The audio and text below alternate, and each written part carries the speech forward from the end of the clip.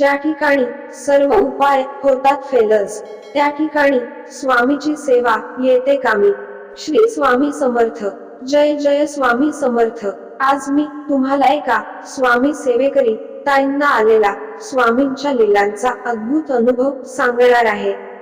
स्वामी महाराज हे फक्त आपल्याला म्हणजेच मनुष्याला तारणारे नसून त्यांना मुक्या जीवांची देखील तितकेच काळजी आहे। असाच्या बाबतीत आलेला अनुभव एक ताई आपल्याला सांगत आहे। ते सांगतात, माझ्या या अनुभवामुळे तुमची खात्री पटेल की स्वामी महाराज हे फक्त सेवेकरांना तारणार नसून सेवेकराच्या घरातील व्यक्ती, शेती आणि पशुधन यांचे देखील ते संरक्षक आहेत। आमच्या गाईला साधारणपणे 2 महिन्याचे वासरू होते। एके दिवशी माझे पती गाईचे दूध काढत होते। अचानक गाईने पाय झाडला आणि तो दुधाच्या भांड्याला लागून सगळे दूध खाली पडले।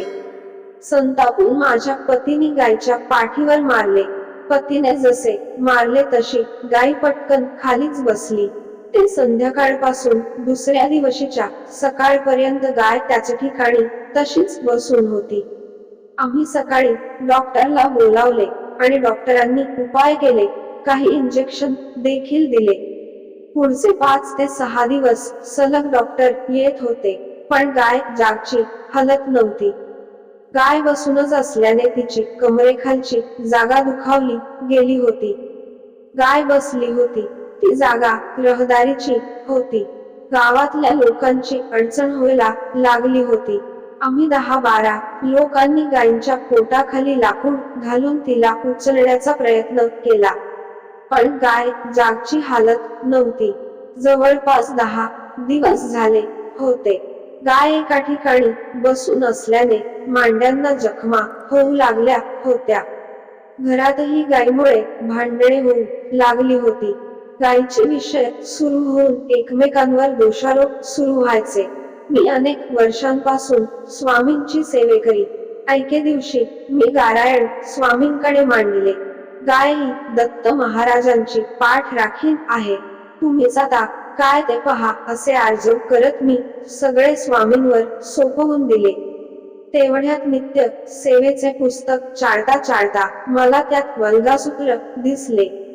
त्याची संपूर्ण सेवा मी वाचून काढली। घरात कोणालाही न सांगता मी हळद घेऊन तिला घट करून गायीच्या अंगावर 3 दिवस हाताचे ठसे उमटवते होते। ज्या दिवशी मी ठसे उमटवले त्याच्या दुसऱ्याच दिवशी गाय थोडीशी हालचाल करू लागली। तिसऱ्या दिवशी ती सरकत गोठ्यापर्यंत गेली। तिथंपर्यंत कशी गेली हे फक्त स्वामींनाच माहिती। सेवेला स्वामी पावत होते हे पाहून मला धीर येत होता। गाय आता वासऱ्याला चाटू लागली होती। गाय बरी होत होती, पण घरातले तंटे मात्र काही संपत नव्हते। मी अनेकदा प्रयत्न केला सांगायचा, पण व्यर्थ। 10व्या दिवशी गाय उठून उभी राहिली आणि मी सगळ्यांना आनंदाची गोष्ट सांगितली।